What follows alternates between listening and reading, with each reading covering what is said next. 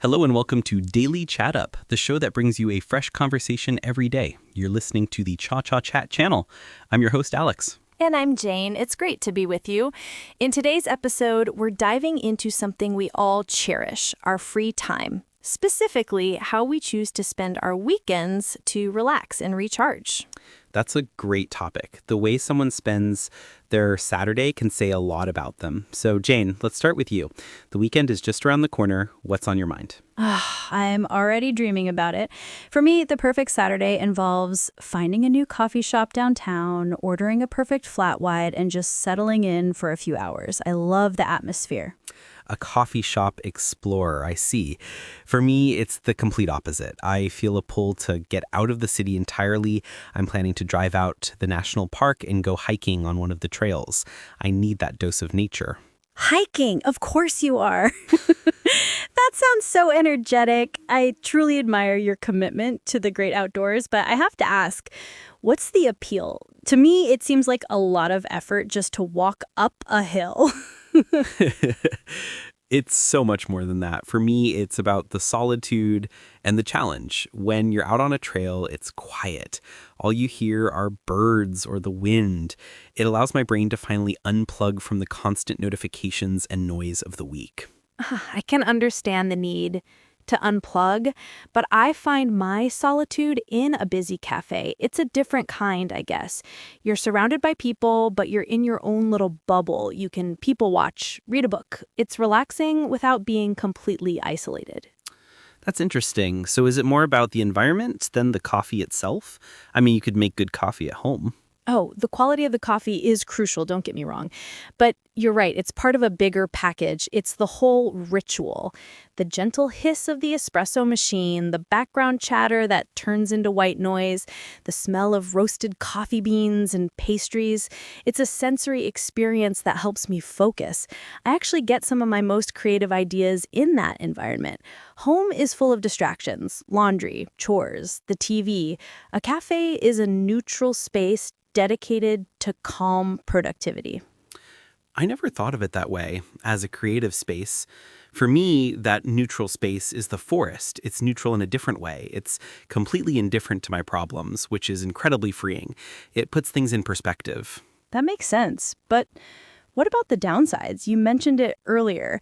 Is there a pet peeve you have about hiking, something that can instantly ruin that perfect freeing vibe for you? Absolutely. My biggest pet peeve is seeing trash left on the trail. It just breaks the spell of being in a pristine natural environment.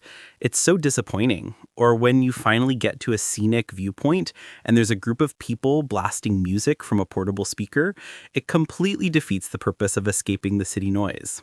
Ugh, I can relate to that. The speaker thing is the hiking equivalent of my loud video caller. So we both dislike people who aren't considerate of the shared space. What about the physical challenges? You mentioned the weather can turn bad. After hearing about the mud and the bugs, I have to ask again, why put yourself through that? Because it's real. It reminds me that I can handle discomfort and that not everything is about being comfortable all the time. There's a mental toughness you build. I remember this one hike, it started raining halfway up the mountain. I was soaked and cold and I seriously considered turning back. But I pushed on, and when I got to the top, the rain had stopped and a double rainbow appeared over the entire valley. It was the most incredible thing I've ever seen. You wouldn't get that moment of pure serendipity without enduring the struggle. Wow, okay. A double rainbow? That's a pretty strong argument. I don't think I've ever seen a double rainbow over a cup of coffee. The best I've gotten is some nice latte art. My version of that serendipity is when I'm stuck on a work problem all week, and then I go to the cafe, not thinking about it, and suddenly the solution just pops into my head. It feels like magic. So the change of scenery really works for you. Do you always go alone, or is going to a cafe sometimes a social activity for you? That's a great question. It's usually a solo mission. That's my me time. If I go with friends, the dynamic changes completely. It becomes about the conversation, catching up and sharing stories. It's still wonderful, but it serves a different purpose. It's energizing in a social way, not a restorative, quiet way. What about you? Is hiking always a quest for solitude, or do you sometimes go with a group? I do both, and just like you said, they're totally different experiences. Hiking alone is meditative. I can go at my own pace, stop whenever I want, and really get lost in my thoughts. But hiking with friends is amazing in its own way. You encourage each other up the steep parts, share snacks at the top, and the conversation flows so easily without any digital distractions. It's a great way to bond. The trail becomes a shared challenge. It sounds like our weekend activities have more in common than I thought. We both have a solo version and a social version. So this Saturday is for solitude. What's on the agenda for Sunday? Or is that when you recover from your energetic Saturday? Sometimes, yes, but usually Sunday is my day for chores and preparing for the week ahead. Grocery shopping, meal prep, that kind of thing. It's less glamorous, but it makes my weekdays so much less stressful. I try to make it fun by listening to a podcast or some good music. What about your Sunday? Is it another cafe day? Not usually. Sunday is my day for connection. I might have brunch with friends, call my family, or visit a local market. It's more active and social. I try to get out and do things, whereas Saturday is for being still and quiet. It's all about balance, I suppose. Exactly. Balance is the key. So you've got a day for quiet creativity and a day for social connection, and I have a day for nature and a day for practical life stuff. It seems we've figured it out. I think so, which brings me back to your offer. Your plan to combine our worlds sounds like the perfect balance. It's a deal then, a beginner-friendly hike followed by a cafe with the best carrot cake in town, my treat. I'll even bake some homemade sourdough to bring along. I'll do the whole 9 yards.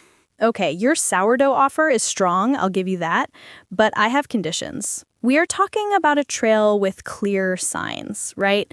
I have a terrible sense of direction and absolutely no snakes. Is that something you can guarantee? I can 100% guarantee a well-marked trail. The wildlife, however, is a bit less predictable, but I promise to walk in front. The real question is, can you handle being offline and without Wi-Fi for 3 whole hours? That's the real challenge. I suppose I could download a few podcasts to listen to, maybe an episode of Daily Chat Up.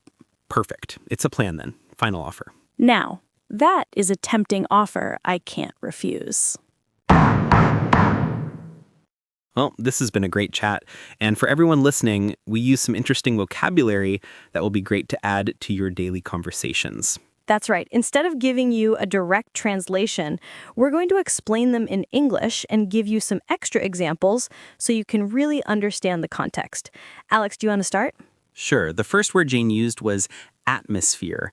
An atmosphere is the mood, feeling, or character of a place. Exactly. I said I love the atmosphere of a good cafe. Another example could be the party had a fun and lively atmosphere. Next up, you said hiking sounded very energetic. Energetic simply means having or showing a lot of activity or vitality. Right. You could use it to describe a person, like the children are very energetic today, or an activity, like she has a very energetic approach to her work.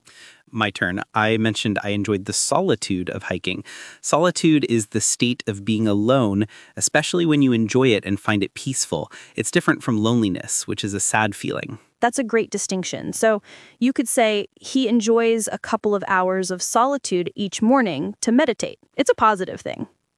Okay, now for a fun one. We both talked about our pet peeve.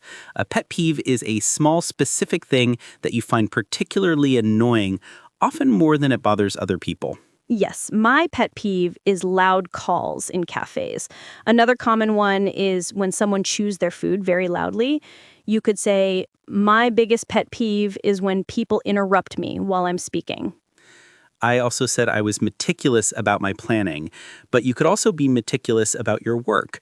It means being very careful and paying very great attention to every detail. It's a fantastic word. For example, she is a meticulous artist who spends weeks on a single painting, or the report was a result of meticulous research. And then I used the word serendipity. Serendipity is the act of finding something good or valuable by chance when you weren't even looking for it. It's like a happy accident. A classic example is discovering that amazing little bookstore on a side street was pure serendipity. Last one, I use the idiom the whole 9 yards. This phrase means doing something completely to the fullest extent possible or including everything. That's right. Alex offered to bake bread and go the whole 9 yards. You could also say, when she plans a party, she goes the whole 9 yards. Decorations, a theme, a DJ, everything. And that's our vocabulary for the day. We hope those expeditions were helpful. Thanks so much for tuning in to Daily Chat Up here on the Cha-Cha Chat channel. We hope you feel inspired to think about how you spent your free time. Join us next time for another chat. Until then, have a great day. Bye, everyone. Bye.